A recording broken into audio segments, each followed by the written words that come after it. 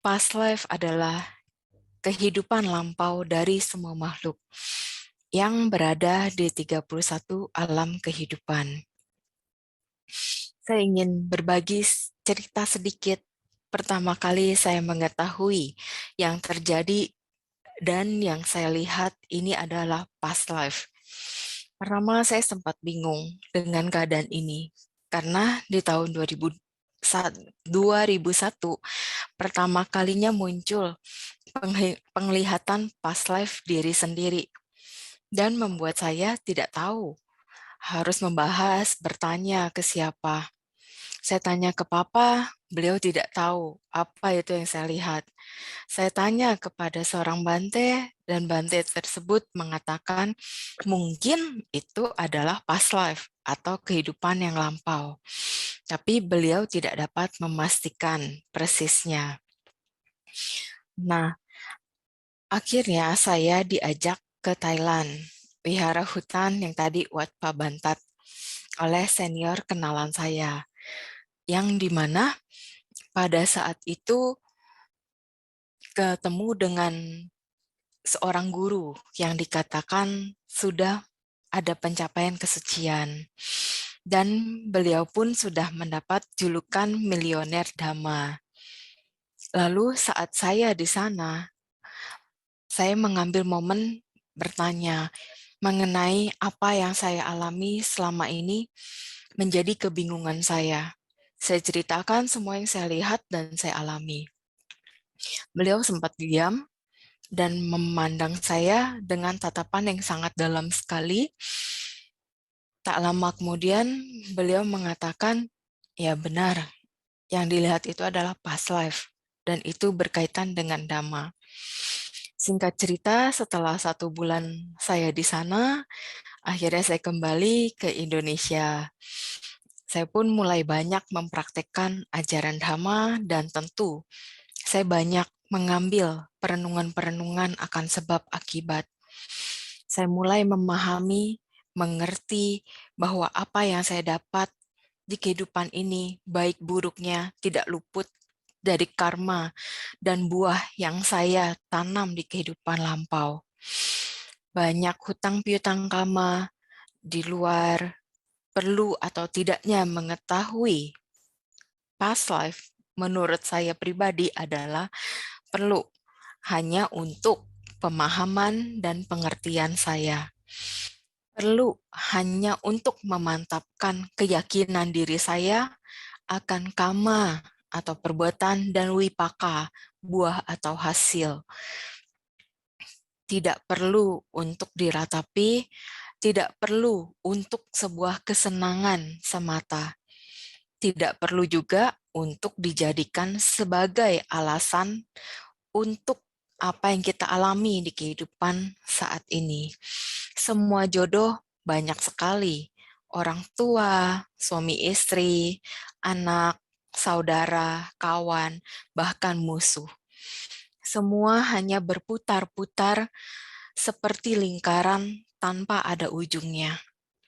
Tidak ada yang spesial, yang ada hanya sebuah pengetahuan, pengalaman baru, bibit buah baru, dan kebijaksanaan yang bertambah, atau malah hanyut larut dalam kenangan lampau yang tidak bisa diputar atau dijalankan kembali. Karena ada yang baik dan ada juga yang buruk. Oleh sebab itu, kita harus berhati-hati dalam mengetahui atau mendalami suatu pengetahuan yang baru. Pandai mencerna sebelum memutuskan sesuatu. Wajib merenungkan untuk hal-hal positif yang bisa kita ambil dan jadikan motivasi perbaikan diri, bukan sebaliknya. Itu untuk mengenai past life, bukan hanya saya. Kita semua bisa melihat ke arah sana apabila kita bisa melakukan jalankan sila dengan baik, melakukan meditasi yang sesuai dengan objek yang benar, bukan untuk bertujuan mencari kesaktian, bukan untuk bertujuan mencari sesuatu yang ingin kita miliki. Tetapi meditasilah sesuai objek yang benar, untuk tujuan yang benar, untuk ketenangan, untuk mencapai nibbana. Selanjutnya, saya akan berikan sebuah kisah dari Dhammapada Yamakawagga mengenai seorang laki-laki perumah tangga mempunyai istri yang mandul. Karena merasa mandul dan takut diceraikan oleh suaminya, ia menganjurkan suaminya untuk menikah lagi dengan wanita lain yang dipilih olehnya sendiri. Suaminya menyetujui dan tak berapa lama kemudian istri muda itu mengandung. Ketika istri mandul itu mengetahui bahwa istri muda hamil, ia menjadi tidak senang. Ia merencanakan rencana jahat menggugurkan janin yang ada di rahim istri muda. Suatu kesempatan sebelumnya, dia menyampaikan ke istri muda bahwa jika kamu mengandung, kabari saya, karena saya punya ramuan yang cocok untuk ibu yang sedang mengandung. Kemudian istri mudanya tidak merasa curiga. Ia mengatakan kalau ia mengandung. Nah, pada saat istri tua mengetahui kalau istri muda ini mengandung, dikirimlah ramuan yang sebenarnya itu racun untuk menggugurkan janin, untuk diberikan ke istri muda. Ternyata istri muda keguguran. Kemudian hamil lagi untuk kedua kalinya. Istri tua juga mengingatkan untuk memberitahukan kalau dia hamil dan dia akan memberikan sesuatu. Ternyata digugurkan lagi. Sampai akhirnya si istri muda ini mengetahui kalau keguguran yang dialaminya itu tidaklah wajar. Akhirnya dia tidak memberitahukan lagi kehamilan yang selanjutnya kepada istri tua. Karena tidak diberitahu, kelahirannya sempat berjalan dengan baik. Tapi pada akhirnya istri tua mengetahui lagi kalau istri muda itu hamil. Kemudian digugurkan lagi sampai akhirnya karena terus berulang, permusuhan itu pun dimulai. Pada kelahiran berikutnya, istri muda terlahir sebagai seekor kucing dan istri tua terlahir sebagai ayam. Ayam mati dimangsa kucing. Kemudian saat terlahir kembali, istri tua terlahir sebagai seekor macan tutul. Istri muda seekor rusa betina. Rusa betina mati diterkam macan tutul. Dan akhirnya istri tua terlahir sebagai seorang wanita perumah tangga di kota Sawati dan istri muda terlahir sebagai peri yang bernama Kali. Suatu ketika sang peri terlihat sedang mengejar-ngejar wanita tersebut dengan bayinya.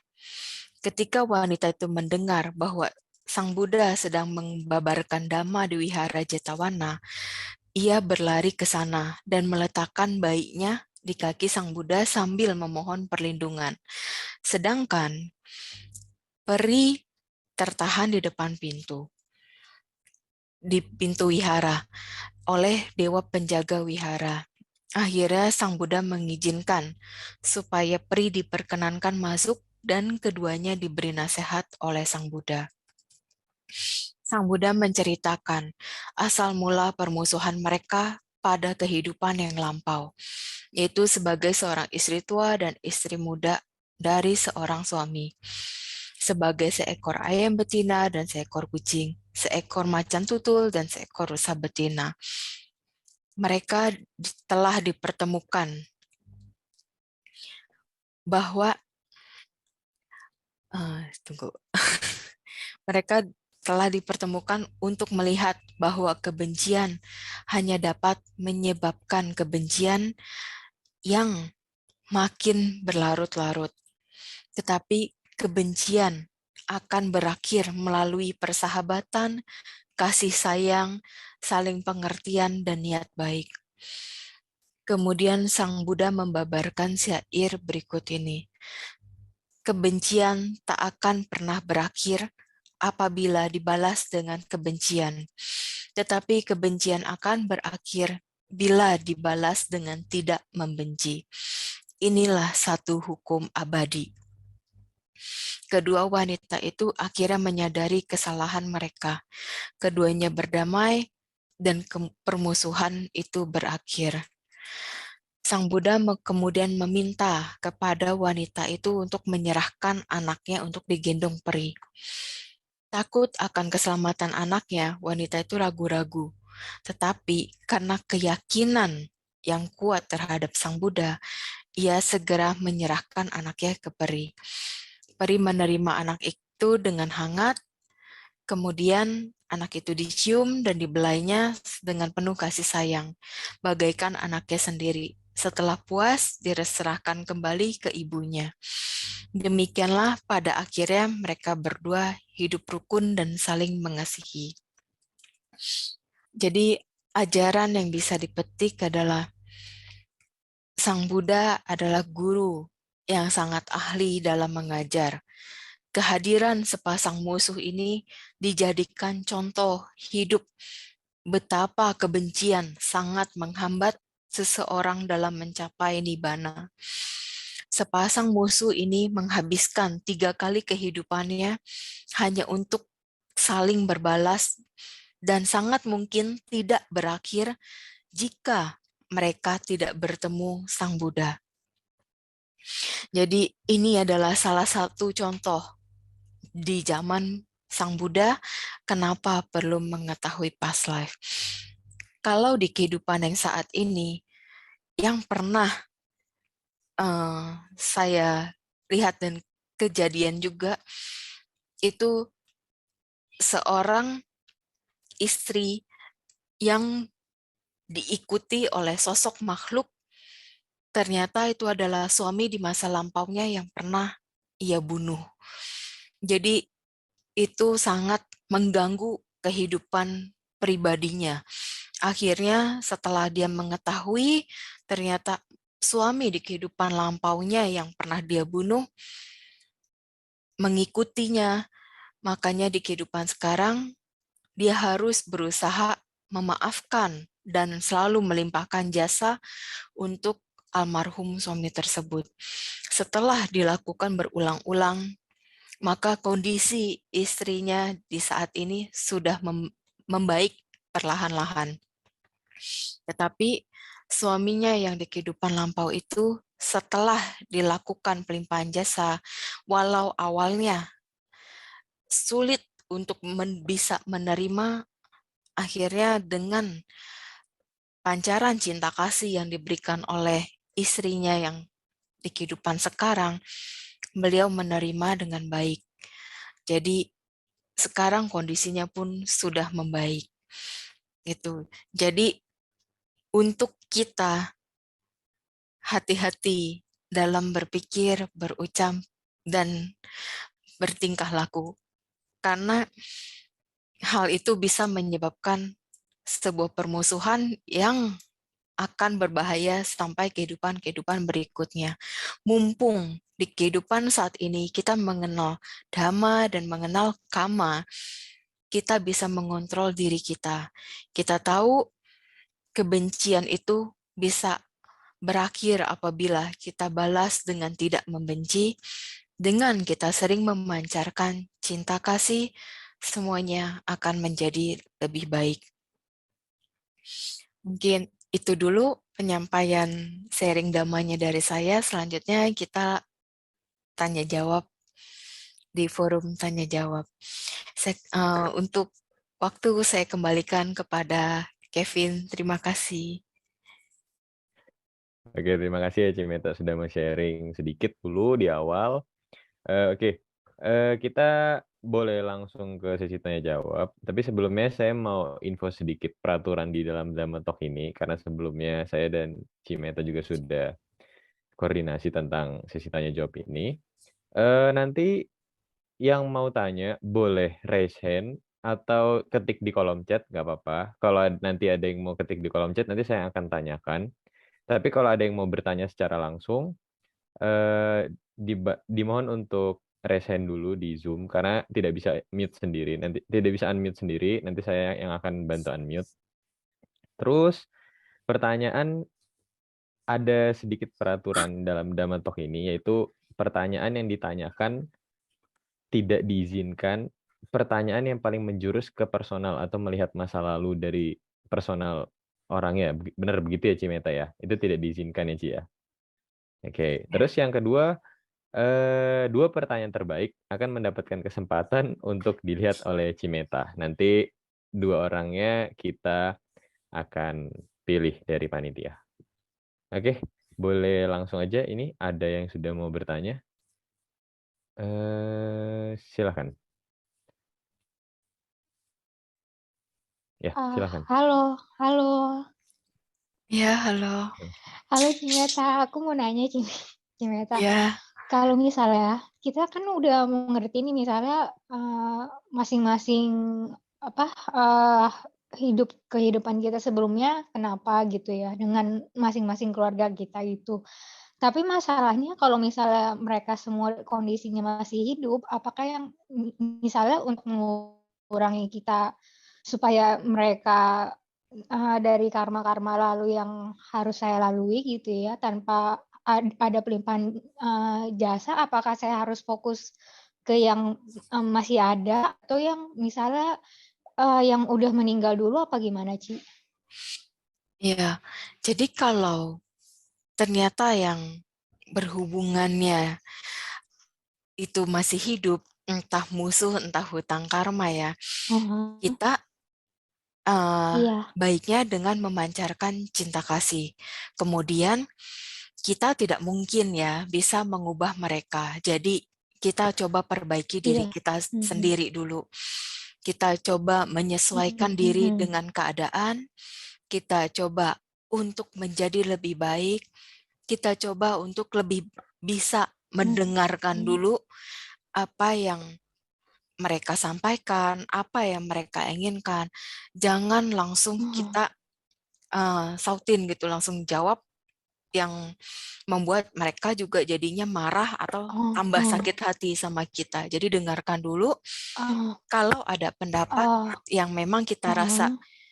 aduh nggak bisa nih kita terima gitu.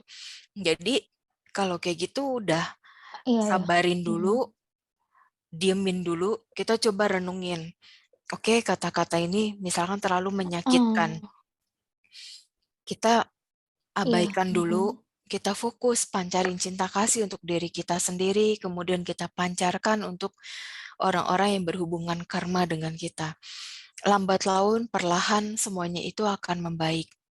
Kebencian itu perlahan-lahan memudar. Oh, mhm mhm. Tetapi jangan pernah paksa untuk saya mau lupain, saya mau lupain, saya mau lepasin, saya mau lepasin. Jangan pernah Oh, paksa pikiran mmm, seperti itu. Semakin kita paksa pikiran mmm, seperti itu, mmm, semakin membuat mhm kita mhm. menderita. Biarkan mengalir begitu aja. Apabila ada pertemuan yang mengharuskan kita bertemu, ya Mhm. mengalir, bertemu gitu. Jadi Oh, secara general mmm, dengan siapapun, dengan apapun yang terjadi, ya pertemuan itu lakukan gitu. Tetapi kita harus bisa menjaga sikap, menjaga ucapan. Kalau kita merasa pada saat baru ngelihat aja, aduh, udah nggak enak nih, udah sebel aja gitu. Ya udah setelah acara kita ikutin sebentar, kita pamit pergi. Usahakan kita tidak membalas apapun yang mereka lakukan untuk kita. oh Yang penting kita kontrol diri kita sendiri oh, dulu mhm mhm, mhm. gitu. Yang penting diri kita dulu. Oh, Karena kalau kita heeh, bisa betul mengontrol betul, semuanya dengan heeh baik, maka ke heeh. depannya musuh-musuh kita pun juga tidak akan terlalu frontal Jadi seperti Iya, ya iya. hukum fisika ya, ada aksi, Iya, ada reaksi. betul. Ketika mereka kasih aksi, kita jangan kasih reaksi. Semakin kita kasih reaksi, semakin menjadi gitu. Jadi Oke. ikutilah alurnya sesuai yang berjalan. Maaf Cici, mungkin ini pertanyaan terakhir menanggapi yang tadi Cici jawab ya. Ini maksud aku kalau misalnya dari akunya ceritanya aku udah dalam tahap oke, aku udah nggak akan benci dia. Tapi kalau memang dia masih membenci akunya, itu udah di luar kekuasaan aku berarti gitu ya. Maksudnya aku udah nggak Iya. bisa ngapa-ngapain lagi gitu. Selain harus setiap hari memanjatkan cinta kasih, cinta kasih, cinta kasih aja gitu nggak apa-apa gitu ya Ci? Tetapi ya, dengan kita sering memancarkan cinta Heeh, kasih, heeh. kebencian itu secara tidak langsung yang dia pancarkan ke kita, itu pun secara tidak langsung memudar loh. Itu. Oh, Karena jadi ya, karena saya sendiri pernah mempraktekkan hal itu dan itu beneran iya. terjadi. Makanya kita harus lakukannya dengan sungguh-sungguh, bukan cuma sekedar semoga dia bahagia, tapi benar-benar itu dari Iya, iya. hati kita melakukannya gitu untuk diri kita sendiri dulu lah yang utama. Karena kita harus memperbaiki diri kita sendiri dulu gitu. Karena kita tidak bisa selalu menganggap kita benar nih, dia Iya, salah, betul. nggak bisa. Kita tetap harus selalu Iya, introspeksi betul, diri betul. kita. Tuh. Iya, heeh. Oke, Ci, maaf Ya. banget. Ini jadi aku untuk konklusi terakhir aku adalah kalau misalnya orangnya mungkin lebih dari 3 gitu ya, dan maksudnya kan banyak nih membernya keluarga saya gitu ya. Jadi ketika saya mulai satu-satu, apakah ada kemungkinan itu misalnya sebelum mereka meninggal dia akan tetap membenci saya, atau saya harus benar-benar semuanya dengan serius sampai sebelum meninggal itu mereka udah nggak ada kebencian ke saya? Semua itu tergantung dari usaha kita sendiri. Bagaimana kita mengusahakannya. Oh. Hmm. Oke sih. Terima kasih banyak Cici atas Oke. jawaban-jawabannya, sangat membantu saya sekali. Terima kasih banget Cici, terima kasih. Ya, sama-sama. Oke, makasih pada saudari Jenny yang sudah bertanya. Kita lanjut sih ya. Sebentar ya, teman-teman yang di raise hand tunggu sebentar ya. Ini ada pertanyaan yang di chat juga. Kita gantian biar adil. Ini Ci, ada yang menarik nih. Apakah kita bisa tahu past life lewat mimpi secara general sih? Ya, kalau pas live lewat mimpi, memang itu bisa aja terjadi. Tetapi kadang itu potongan-potongan sih. Jadi, misalkan, salah satunya ya, kayak mimpi lagi berperang di zaman, entah zaman apa, tapi merasakan ini saya yang lagi berperang nih di sana gitu. Itu paling hanya sepotongan gitu aja, tapi tidak tahu musuhnya siapa atau kondisinya bagaimana. Biasanya loncat-loncat. Nanti kapan, udah lama setelah dia rajin meditasi, setelah dia banyak melatih sila dengan baik, itu biasanya muncul alami. Karena semua memori past life itu ada di dalam, di memori kehidupan kita gitu. Jadi suatu saat itu cepat atau lambat pasti akan keluar yang berkesannya. Biasanya yang muncul di mimpi yang berkesan-berkesan gitu sih.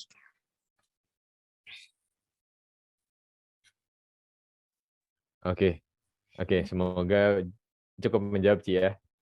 Kita lanjut ke saudara Andri karena sudah bertanya dari tadi. Sepertinya juga sudah capek angkat tangan Ci.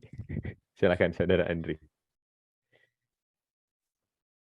Selamat malam, Cimeta. Iya, malam Ko Andri. Mau nanya, Ci. Tadi Cimeta kan bilang kalau misalnya kita rajin merawat sila. Sorry, silakan. Rajin merawat sila dan rajin bermeditasi, nanti kan kita bisa mengingat past life kita. Sedangkan waktu kita bermeditasi, kita kan diharuskan untuk fokus pada objek. Misalnya saja objek nafas. Nah, gimana caranya kita bisa tahu ataupun mengingat, padahal kita harus selalu harus kembali ke objek. Misalnya kita melihat apa, harus kembali lagi ke objek. Betul. Gimana caranya kita bisa tahu past life kita, padahal kan kita dituntut untuk selalu fokus ke objek. Ya. Terus Mm-mm. boleh langsung ya 2 pertanyaannya. Oke, baik kok. Ya, terus kemudian yang pertanyaan kedua mengenai pelimpahan jasa. Mm-mm. Pelimpahan jasa ini kan dibutuhkan bagi keluarga kita yang terlahir di alam peta. Mm-mm. Tapi kan ada peta, kalau tidak salah kan peta yang ada di alam para datu Pajawika peta saja yang bisa menerima pelimpahan jasa ya. Mm-mm. Bagaimana kalau keluarga kita terlahir di alam peta yang bukan alam peta yang bisa menerima? Apa Oke. yang harus kita lakukan? Terima kasih, Ji. Ya. Oke, saya jawab yang pertanyaan pertama dulu ya kok. Ini untuk mengetahui past life sendiri itu tidak mudah ya kok. Saya pun setelah muncul bisa tahu past life saya ini, ternyata setelah saya selidiki, itu saya sudah berlatih, samadhi, sudah berlatih melakukan, menjalankan sila dengan baik, sudah 6 kehidupan. Jadi tidak di kehidupan saat ini juga saya langsung bisa gitu. Jadi ini adalah hasil dari setelah sekian kehidupan yang berbuah gitu. Jadi kita yang saat ini sedang berlatih meditasi, jangan pernah berharap apapun. Lakukan, jalankan meditasi dengan baik sesuai objek yang sudah diajarkan Guru Agung Sang Buddha, dan juga kita jalankan sila dengan baik, pupuk parami di setiap kehidupan dari pikiran, ucapan, dan tingkah laku kita. Itu terus, kemudian untuk yang pertanyaan kedua, mengenai pelimpahan jasa untuk yang keluarga atau siapapun, ketika kita ingin limpahkan ternyata makhluk tersebut tidak berada di alam yang bisa menerima pelimpahan jasa, ya tidak ada apapun yang bisa kita lakukan. Kita tetap lakukan sebagaimana yang bisa kita lakukan. Pelimpahan jasa tetap kita sebut untuk para luhur dan semua makhluk yang berhubungan karma. Karena nanti biar karma si almarhum sendiri yang berbuah sesuai waktunya apabila dia sudah bisa menerima pelimpahan jasa. Karena kita tidak bisa mengkondisikan makhluk yang di alam peta itu ketika dia tidak bisa menerima pelimpahan jasa. Jadi hanya menunggu waktu dia karma baiknya berbuah sehingga bisa menerima pelimpahan jasa. Gitu kok. Boleh nanya tadi ya, berarti kalau boleh kita tarik kesimpulannya mengenai meditasi. Jadi sewaktu kita bermeditasi, misalkan tiba-tiba kita muncul seperti gambar potongan, entah itu potongan gambar-gambar apa, terus kemudian entah itu muncul wujud para dewa atau makhluk peta, itu berarti harus kita abaikan dan harus kita tetap kembali ke objek. Betul sekali. Betul sekali kok. Oh iya, oke. Iya. Makasih ya Ki ya. Sama-sama kok. Oke, terima kasih buat Ko Andri yang sudah bertanya. Kita lanjut lagi, Ci ya. Wah, yang dari chat ini banyak banget, Ci. Oke. Ini menarik, Ci. Kalau misal selama hidup, seseorang jarang melakukan perbuatan baik, hanya sesekali aja berdana, tapi juga tidak banyak melakukan perbuatan buruk. Kalau seperti itu, setelah meninggal, aku bisa terlahir di alam bahagia. Wah, melihat masa depan berarti ini, Ci. Silakan, Ci. Semua itu bergantung dari apa yang sering kita pikirkan, kita ucapkan, dan kita lakukan. Walaupun dia merasa tidak pernah berbuat jahat, sedikit melakukan perbuatan baik, itu karma tetap berproses. Pikirannya lebih banyak apa? Berpikir burukkah, berpikir negatifkah, atau berpikir positif? Ucapan, lebih banyak berucap positif, lebih banyak berucap negatif, lebih banyak berucap kata kotor, kata kasar, itu sangat berpengaruh. Karena satu pikiran membuahkan karma. Satu ucapan membuahkan karma. Dan perbuatan pun juga sama. Jadi segala sesuatunya yang kita pikir, ucap, dan lakukan, semua akan ada akibatnya suatu saat nanti. Dan yang menjelang kematian itu bergantung dengan pikiran terakhir. Pikiran terakhir kita buruk, kita jatuh ke alam rendah. Pikiran kita baik tentu ke alam bahagia, ke alam dewa. Tetapi kalau yang misalkan meninggal, dia tidak berpikir apapun, tenang, terus tidak ada hal yang dia lekati, itu karma berproses. Kita pikiran ketika tutup mata, itu hanya sebuah pengantar. Misalkan seseorang banyak berbuat jahat, tapi pikiran terakhirnya dia berpikir yang baik ketika dia menolong anak kecil lah, atau menolong siapapun. Saat itu sekejap dia bisa langsung terlahir di alam surgawi, di alam bahagia. Tetapi setelah dia di alam surgawi, di alam dewa, karmanya berproses. Karmanya berproses, ternyata banyak karma buruk yang dia lakukan. Jadi sekejap juga dia langsung jatuh ke alam rendah. Bisa ke alam asura, bisa ke alam peta, atau ke alam neraka. Tergantung perbuatan, pikiran, dan ucapan yang dia lakukan semasa sepanjang hidupnya, saat ini maupun yang lalu-lalu. Oke. Oke, semoga cukup menjawab ya untuk saudari Vivi tadi. Oke, selanjutnya ini ke C. Julia nih. Udah capek juga kayak dari tadi resen. Oke, silakan C. Julia.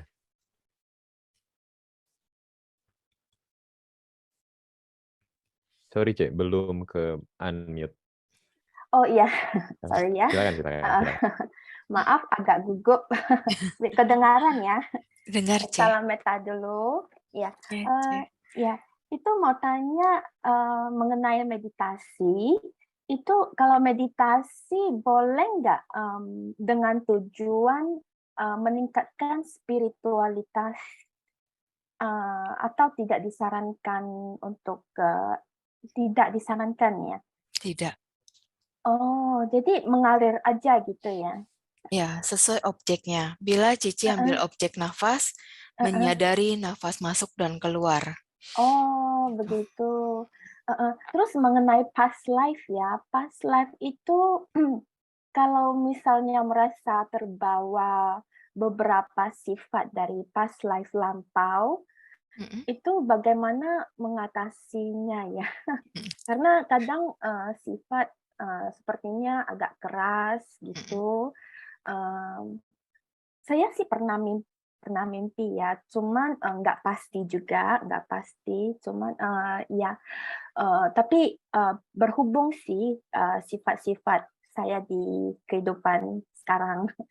Jadi apakah ada yang bisa mungkin dengan meditasi ya untuk memperbaiki sifat dan pikiran?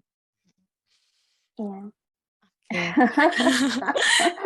Kalau sifat, karakter seseorang, semuanya kita pasti terbawa dari kehidupan yang lampau gitu. Jadi di kondisi sekarang ya, kita sadar nih sifat jelek kita apa, kita perbaiki. Jadi jadikan setiap hari itu kalau ada waktu perenungan, walaupun itu 5 menit, 2 menit, kita merenung. Duh, hari ini misalkan saya udah ucap yang salah nih, atau aduh hari ini saya udah bersikap yang salah nih. Udah besok saya nggak boleh mengulang hal yang sama. Lakukan lagi gitu. Terus emosi juga gitu. Emosi kita hari ini wah meledaknya sangat dahsyat. Kita langsung malamnya jadi bukan perenungan. Wah hari ini nggak boleh nih. Saya sudah kebablasan melakukan emosi yang seperti ini sehingga menyakiti anak saya atau pasangan saya atau keluarga saya. Besok saya harus perbaiki, saya harus kontrol emosi saya gitu. Jadi kita selalu lakukan perenungan hari demi hari. Jadi kita fokus dengan keadaan yang saat ini. Ya, baik, terima kasih Cimeta. Satu pertanyaan lagi yang Ya. mungkin yang cepat ya, karena maaf banyak pertanyaan dari yang lain. Ini mungkin sedikit pribadi, tapi kalau nggak bisa, nggak apa-apa Cimeta.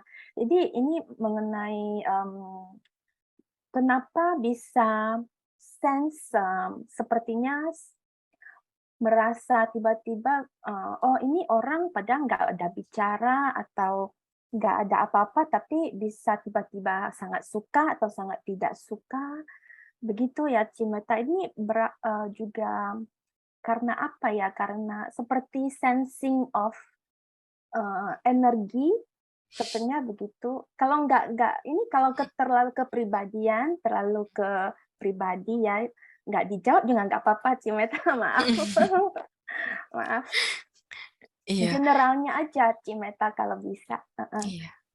Umumnya memang kebanyakan orang punya sense seperti itu, Koci. Itu hanya kadang peka atau tidak pekanya aja. Oh, gitu ya. Bukan Jadi, karena rangsangan negatif energi atau itu bukannya. ya semua itu tentu ada keterkaitan. Jadi sebelum kita melakukan suatu tindakan, kita harus langsung refleksi dulu ke dalam diri. Gitu. Balik lagi ke perenungan, balik lagi ke samadhi gitu. Oh, suatu saat cepat atau lambat semua orang juga bisa memastikan, oh ya udahlah, ada hal yang perlu kita abaikan, ada hal yang perlu kita respon gitu. Iya, sepertinya begitu. Ya, gitu aja. Ya, terima kasih Cimeta. Iya, sama-sama. Ya. Oke, kita lanjut lagi sebentar.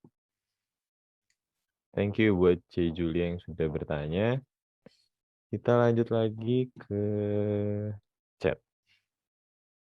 Ini Ci. Saya pernah melihat ada seseorang yang pernah kemasukan. Ya kita tahu kan bahasanya kan kemasukan ya. Dan mengaku kemasukan Dewi Kwan Im. Apakah benar dewa atau dewi itu suka atau mau masuk ke tubuh manusia, Ci? Mungkin boleh dijelasin sedikit, Ci. Sebenarnya tidak masuk ya. Itu hanya bisikan. Jadi paling hanya menempel aja. Itu pun menempelnya kalau dewa-dewi yang sebenarnya itu tidak bisa dekat sekali dengan manusia. Tetap ada jarak 1 atau 2 meter gitu. Tapi kalau alam rendah itu bisa nempel banget gitu. Terus juga kalau Dewi Kwan Im yang asli, dia tidak pernah memasuki tubuh siapapun. Gitu. Tetapi dewa-dewi yang mungkin dari alam tingkat 1 ingin berbuat baik, menambah usia di kehidupannya di alam sana, bisa juga menolong, tapi dengan mengatasnamakan Dewi Kwan Im. Ya. Oke, semoga menjawab ya pertanyaannya. Ini kita lanjut ke ini yang dari udah resen. Silahkan. Silahkan. Dengan username EW, ya silahkan. Selamat malam, Cipta. Ya, selamat malam, C. Ada 3 pertanyaan yang ingin saya tanyakan. Yang pertama, sebagai orang biasa ya, yang belum memiliki kemampuan seperti Cimeta, apabila kita menanyakan kepada orang yang dapat melihat past life, bagaimana biasa untuk memvalidasi kebenaran past life itu? Ya, jadi kalau untuk hal yang seperti itu, sebenarnya untuk sekedar tahu, karena untuk memvalidasi ya hanya kita sendiri yang bisa membuktikannya gitu, karena dengan kita bisa melihat sendiri, itu seperti yang lebih pas. Oh benar saya di sini, oh benar kehidupan saya seperti ini, atau ada kalau ada kepekaan ya dari orang tersebut bisa merasakan, oh ya memang saya merasakan hal-hal yang seperti tadi digambarkan itu. Ternyata ada yang kebawa di kehidupan ini, bisa juga seperti itu.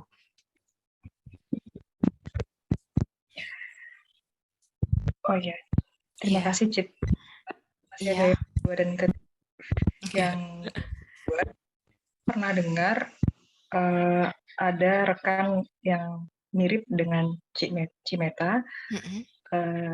Dia mengatakan kalau ada seseorang yang dia masuk kategori New Soul, dan New Soul itu tidak memiliki past life. Apakah itu benar? Dan apakah benar ada orang yang memang tidak memiliki past life sama sekali? Tidak ada.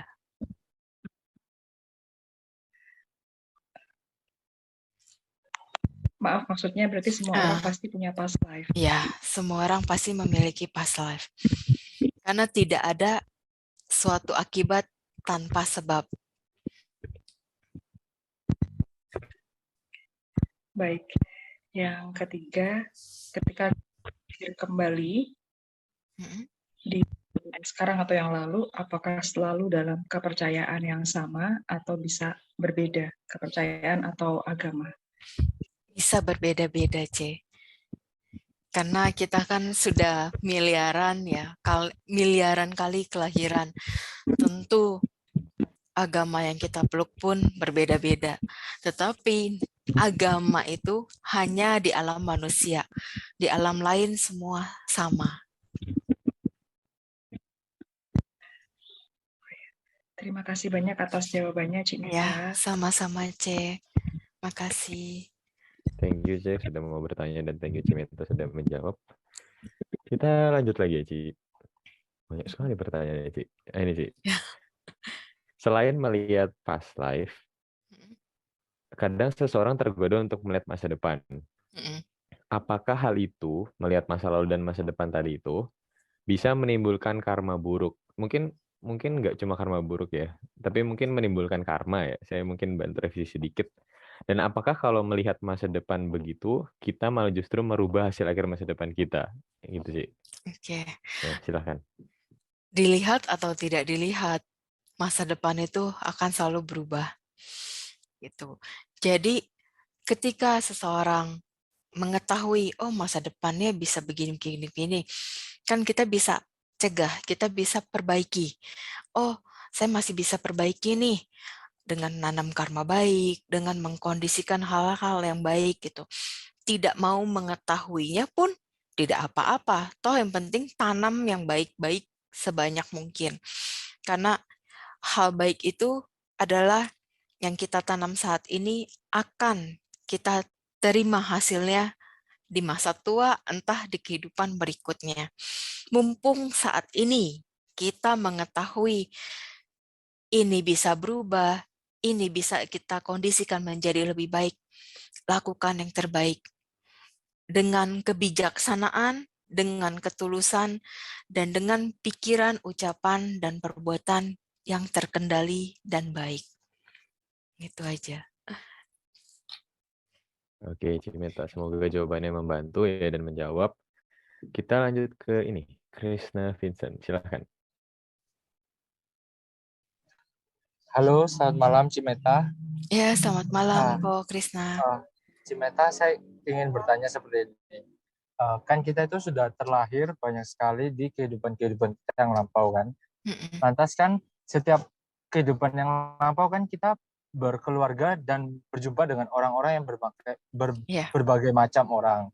Nah, lantas apakah kita itu bisa berusaha untuk supaya kita itu bisa terlahir lagi di kehidupan selanjutnya itu dengan orang-orang, misalkan di kehidupan sekarang ini kayak kita memiliki banyak teman-teman yang baik. Jadi kayak kita itu berharap supaya kita itu bisa terlahir lagi kehidupan selanjutnya dengan orang-orang seperti itu di kehidupan selanjutnya. Apakah hal yang harus kayak mungkin bisa kita usahakan seperti itu? Iya. Jadi untuk kita bisa selalu bersama-sama dengan orang-orang yang baik saat ini, lakukannya seperti yang 4 sama Sada, sama Sila, sama Caga, dan sama Panya. Sama-sama memiliki kemoralan yang baik, memiliki keyakinan yang baik, memiliki kemurahan hati yang sebanding, dan memiliki kebijaksanaan yang sebanding. Kalau itu semua bisa dan dilakukan bersama-sama, ya ada kemungkinan next life-nya bisa bersama sebagai sahabat baik atau jadi dalam satu keluarga gitu. Jadi bisa dikondisikan. Oh, jadi dikondisikan ini bukan hanya oleh satu pihak, tetapi kalau Semuanya. bisa oleh semuanya gitu ya, Cimeta. Iya. Tapi kalau misalkan hanya satu saja, apakah masih ada kemungkinan, Cimeta, untuk terlahir lagi, maksudnya berdekatan mungkin? Tetap, selama kita masih siklus kehidupan ini, mau kehidupan sampai kapanpun, selama belum mencapai nibbana, pasti kita ada bertemu. Hanya pertemuan itu bisa random. Bisa satu kehidupan di depan kita atau beberapa kehidupan selanjutnya baru kita ketemu lagi. Gitu. Oh. Lantas, Cimeta, kalau misalkan itu dengan agama, apakah itu ada, maksudnya kayak kita memiliki keyakinan semoga dengan kehidupan kita ini, kedepannya kita bisa belajar Buddha Dhamma lagi. Apakah hal itu juga bisa kayak kita ciptakan dengan 4 yang landasan tadi itu, Cimeta? Ya, kalau untuk mengenai keyakinan, kita bisa lakukan dengan tekad. Jadi kita lakukan sebuah kebajikan ke sangga, atau kita kalau cowok bisa menjadi pabaja samanera. Dengan begitu kita bisa lakukan tekad. Segala kebajikan yang kita lakukan ini selalu mengkondisikan kita bertemu dengan ajaran Buddha Sasana yang murni, dan saya bisa bertemu dengan para guru suci, bisa mempraktekkan ajaran dengan baik. Gitu. Jadi balik lagi ke diri kitanya. Oh, balik lagi ke diri kita gitu ya. Oke, terima kasih banyak, Cimeta, atas jawabannya. Sama-sama. Oke, kita lanjut lagi, Ci. Apakah memungkinkan mendapatkan pasangan yang sebelumnya belum ada keterikatan karma di kehidupan sebelumnya? Kalau bisa, kenapa alasannya? Apakah bisa dijalankan hubungan tersebut dikatakan menciptakan ikatan karma baru? Berarti mungkin membuat sebuah karma baru berarti gitu, Ci ya. Kalau misalnya belum pernah berhubungan dengan kehidupan di masa lalu, mungkin kurang lebih begitu sih ya. Silahkan, Ci. Bagaimana menyikapi? Ya, kita pasti pernah berhubungan dengan orang-orang tersebut di masa lalu. Memang tidak selalu sebagai pasangan kita. Bisa juga ternyata sebagai adik kita, sebagai kakak kita, sebagai orang tua kita. Itu kan siklus muter terus. Jadi bisa yang di dalam jangkauan terdekat, dia tidak pernah menjadi bagian pasangan kita. Tetapi yang sangat jauh sekali, entah di kehidupan yang keberapa, ternyata kita pernah sebagai suami istri juga, pernah sebagai orang tua dan anak juga. Itu. Makanya di dalam Buddhis, jodoh itu adalah pilihan. Jadi kita menentukan pilihan kita. Kita bisa bertemu dengan seseorang, bisa jadi dengan seseorang. Itu bisa memang karena pertama, ada jodoh karma, kedua, ada hutang karma yang harus dijalankan. Kalau hutang karma yang harus dijalankannya, misalkan kita masih bisa terima dengan akal sehat kita, dengan perlakuan-perlakuannya, dengan ucapannya, dengan pikirannya, oke, jalankan, selesaikan di kehidupan ini. Tetapi apabila ketika kita menjalankan hubungan, di awalnya memang jodoh, kedua ternyata hutang karmanya fatal atau musuh karma, itu patut kita pertimbangkan dan patut kita kondisikan untuk yang terbaiknya seperti apa. Bisa kita dengan kondisikan banyakin perbuatan baik, kita banyakin pelimpahan jasa, kitanya juga berusaha terus memperbaiki diri. Seiring dengan waktu, semuanya itu bisa berubah. Karena balik lagi, pertama diri kita sendiri dulu yang mulai. Baru itu proses akan berjalan sesuai dengan situasi dan kondisi juga dari pasangan kitanya. Oke, Cimeta. Mungkin saya mau tanya sedikit mengenai ini, Ci ya. Kalau misalnya yang di kehidupan sekarang itu kita berjodoh dan memiliki apa tadi istilahnya kayak hutang karma, Ci ya, di kehidupan sebelumnya. Ah, apakah itu nanti nggak mengondisikan kita malah membuat sebuah karma baru yang mengondisikan kita jadinya hidup dengan dia lagi gitu, Ci? Nggak selalu.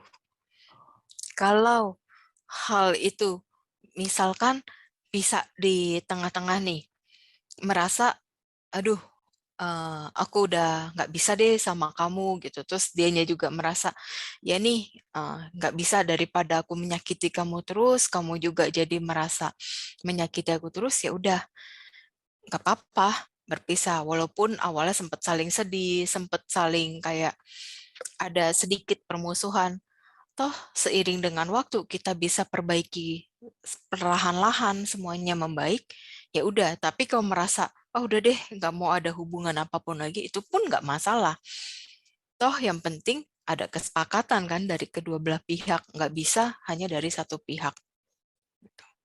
Oke, thank you, Ci. Kita lanjut ya. Oke. Mungkin ke Ko Steven yang sudah dari tadi resen. Silakan, Ko Steven. Ya. Selamat malam, Meta. Ya, selamat malam.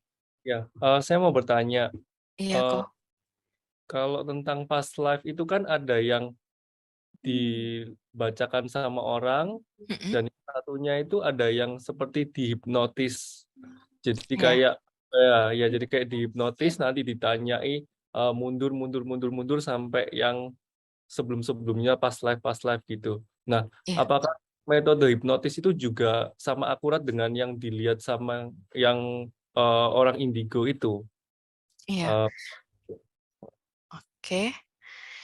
Kalau untuk yang di regresi itu kadang belum tentu sama kok, karena random kan. Kalau di regresi itu mundurnya bisa nggak jelas, bisa yang terdekat, bisa yang jauh sekali di luar jangkauan dari si orang yang melihat itu.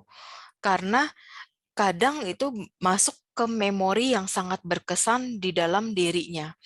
Ketika memori yang sangat berkesan itu keluar dan dia menceritakan apa yang terjadi, itu bisa terjadi juga. Terus kalau yang aku pernah melihat dari beberapa yang di hipnoterapi, memang ada yang beneran dia masuk ke past life regression-nya, ada yang memang dia nggak bisa masuk, tapi pikirannya akhirnya yang bermain-bermain sendiri gitu. Jadi kalau untuk yang misalkan kitanya tidak mengerti, ini orang beneran ngeliat atau dia hanya bermain dengan pikiran, itu agak sulit membedakan gitu. Jadi kalau aku pernah melihat sendiri, oh ini beneran, oh yang ini cuma bermain pikiran. Kalau bermain pikiran sih, ya sempat aku bangunin, bilang ini nggak bisa, karena memang udah ada penolakan dari dirinya, akhirnya pikiran yang bermain. Oh, jadi seperti mental block gitu ya? Iya, ada kok kayak gitu. Oh, berarti kalau boleh saya simpulkan ini, sebenarnya otak kita ini menyimpan semua past life pertama sampai terakhir, hanya kita nggak bisa unlock sendiri gitu ya, Met? Ya. Betul kok. Oke. Jadi supaya kita bisa tahu gitu mungkin ya dengan cara meditasi itu ya, yang 6 kehidupan dan berapa kehidupan gitu mungkin ya. Iya. Terus untuk kita bisa membuka lock-nya, sebenarnya kita mengikis kilesa diri sendiri sih. Karena kilesa itu yang paling berat untuk dikikis, loba dosa mohanya. Kadang kita tanpa disadari, kita memupuk kebencian, kebodohan batin, terus juga keserakahan. Ketika kita bisa mengontrol itu semua sedikit demi sedikit, ya itu juga ada pengaruh. Oke, jadi nanti untuk masa depannya ketika kita nanti mati lahir, jadi tersimpan di dalam otak ini semua ya? Iya, betul. Ya itu aja cukup, makasih. Ya, makasih kok. Oke, kita kembali lagi ke chat. Ini Ci, ada yang tanya. Apakah kehidupan past life kita sama dengan kehidupan kita sekarang? Seperti roda berputar pada porosnya. Ya, ada yang sama, ada yang berbeda. Karena kan juga beda zaman ya. Jadi nggak selalu 100% tuh sama. Tetapi kita bisa mengetahui apa yang kita lakukan itu dari akibat yang sekarang kita terima. Kalau di saat ini kita lebih banyak menerima kemalangan, kita banyak menerima musibah, kita banyak menerima masalah, kita ketemu orang-orang yang tidak baik, maka dulu kita pernah melakukan hal-hal yang tidak baik. Makanya di kehidupan ini kita banyak mengalami hal-hal yang merasa kita sendiri, aduh berat banget nih jalanin kehidupan gitu. Jadi dengan gitu kita renungin, kita berusaha perbaiki pelan-pelan dengan menjadi lebih baik. Tanam kebajikan sebanyak mungkin melalui pikiran, ucapan, perbuatan. Oke, terima kasih Ci. Semoga Ya. menjawab. Selanjutnya kepada ini, AI Foni yang sudah dari tadi resen. Silahkan ya AI. Selamat malam Meta. Selamat malam AI. Namo Buddhaya. Namo Buddhaya.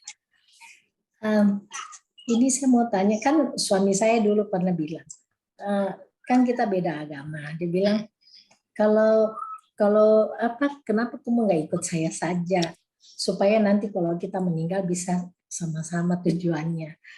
Sedangkan tadi Meta bilang tidak ada agama di situ ya. Iya. Apakah agama lain kalau meninggal bukan masuk di dia punya jalurnya? Agama Buddha di jalurnya sendiri, bukan begitu? Islam ya. Oh. Bukan begitu. Sama, ya, mengalami proses yang sama. Sama-sama melewati momen pikiran terakhir juga. Oh, tidak bilang masing-masing punya ini. Kok agama ini ada jalannya di situ, enggak ya? Enggak. Jadi orang itu mau percaya, mau tidak percaya, tetap semua mengalami proses yang sama. Oh, begitu. Iya. Suami saya dulu tuh pernah waktu sakit dioperasi. Waktu dioperasi masih udah sadar, tapi kalau begitu masih di rumah sakit, tapi kalau dia tutup mata, dia bisa melihat kemana-mana sampai dia suatu hari dia cerita, saya ini kalau tutup mata saya jadi takut, katanya tutup mata. Begitu saya mau tutup mata, mau tidur, saya udah bisa pergi kemana-mana. Dia udah kayak pergi ke udah lewatin itu udah lihat ini orang dibunuh-bunuh kayak di neraka gitu. Terus dia lihat Wangkong kayak naik kuda gitu, pegang tongkat. Pokoknya macam-macam dia cerita, sampai saya sendiri takut. Saya tadinya pikir apa yang dia lihat, jangan-jangan dia lihat makhluk yang tidak bagus di rumah sakit itu. Sampai saya nggak berani tanya, akhirnya dia nggak tahan, dia ceritain, saya tutup mata saya bisa kemana, ke timur-timur, atau teman saya udah bisa sampai situ, bisa ke tapi tiap hari begini, pokoknya prosesnya selalu begitu sampai dia bilang, kenapa saya begitu ya? Terus kan waktu sebelum operasi saya ada ke wihara di Glodok itu, Cinta Yen ya. Saya di situ ada yang kasih tahu, kamu mendingan ke sana berdoa, maksudnya minta keselamatan. Jadi saya ke sana pasang dupa semuanya, kasih minyak, terus itu orang ajar saya, kamu kuis 108 kali, saya juga lakukan. Sampai orang lewat-lewat udah nggak lihat, injak juga rambut saya kuis terus. Tapi terakhir dia waktu dia lihat-lihat begitu, terakhir dia udah jauh sampai lihat-lihat ini tuh. Terakhir dia lihat, dia udah mau jalan katanya, terus dia tengok, ada istri sama anak saya di belakang. Terus dia jalan-jalan lagi, ada muncul kayak Islam punya Muslim punya apa nabinya gitu muncul. Terus muncul lagi katanya Tuhan Yesus, dia kan agama Katolik. Terus ada gereja muncul apa ya Yesusnya atau Bunda Maria. Terus ada Buddha lagi muncul. Terus dia bingung memilih katanya. Dia mau ke yang mana. Terus terakhir muncul Dewi Kuang Yin. Terus Dewi Kuang Yin itu dia bingung milihnya nih. Ada semua sudah ada di situ. Tinggal dia mau masuk di mana. Terus Dewi Kuang Yin terakhir tuh kasih memancarkan sinar yang terang terus cantik sekali, terus bunga-bunga bertebaran katanya. Udah itu terakhir dia sadar. Sejak itu dia udah nggak lihat apa-apa lagi. Itu saya mau tanya kenapa itu prosesnya? Apakah karena doa saya ke wihara itu sedangkan dia itu bisa agama lain, saya bilang itu karena Dewi Kuang Yin menolong kamu. Saya habis pergi berdoa situ minta keselamatan kamu untuk apa operasi supaya kamu selamat berjalan dengan lancar. Itu saja yang saya minta, tidak apa-apa. Jadi bagaimana menurut Neta mengenai ini suami saya yang alami ini? Tapi umumnya semua orang ya kalau mengalami proses yang entah koma, entah proses-proses yang seperti ini, itu pikirannya sih yang lebih suka mengembara. Jadi muncul dari pikiran-pikiran dari pikirannya sendiri maupun dari yang ya alam bawah sadarnya yang random semua gitu. Jadi itu belum tentu past life juga, bisa dari pikiran yang muncul dari kondisi-kondisi yang saat ini gitu. Kebanyakan gitu sih. Karena kalau yang dibilang kayak mati suri lah segala macam itu semua kan bisa dijelaskan di Abhidhamma ya gitu. Bisa dijabarkan. Jadi bukan karena apa ya? Karena saya berdoa ke kelenteng itu sampai dia disinarin gitu. Saya sudah tapi dia bilang waduh cantik banget itu Dewi Kuang. Oh saya pikir waduh kamu sudah jalan-jalan ke neraka, udah lihat orang disiksa, udah penuh darah katanya. Itu tuh bisa ada pikiran seperti itu, dia bisa maksudnya pergi ke tempat-tempat yang karena itu apakah itu ke neraka, kunjungin neraka atau apa itu? Umumnya pikiran kita semua tuh mengembara karena persekian detik pikiran kita itu cepat berubah banget gitu. Jadi pada saat biasanya orang lagi mengalami koma atau sedang mengalami proses yang seperti antara sadar enggak sadar itu kelihatannya macam-macam. Karena pikirannya mungkin pernah berpikir mengenai neraka kayak gini, surga gini. Jadi pikiran kita biasanya yang umumnya bermain sendiri sih. Oh gitu. Iya.